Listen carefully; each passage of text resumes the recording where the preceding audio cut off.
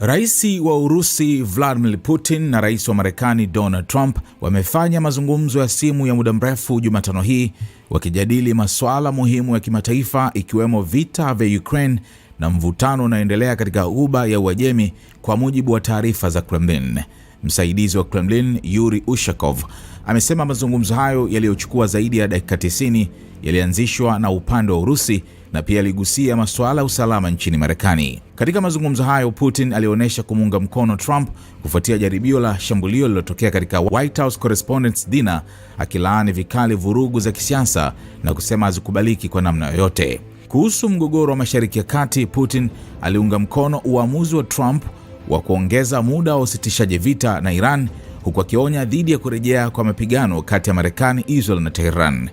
Alisisitiza kuwa kuongezeka kwa mapigano, hasa uwezekano wa operesheni ya ardhini ndani ya Iran, kungekuwa na madhara makubwa si tu kwa eneo hilo bali kwa dunia nzima. Rais huyo wa Urusi pia alieleza kuwa Moscow iko tayari kuwa mpatanishi katika mgogoro huo, ikibainisha kuwa inaendelea kuwasiliana na pande zote husika. Mazungumzo hayo pia yalijikita kwa kina katika vita vya Ukraine.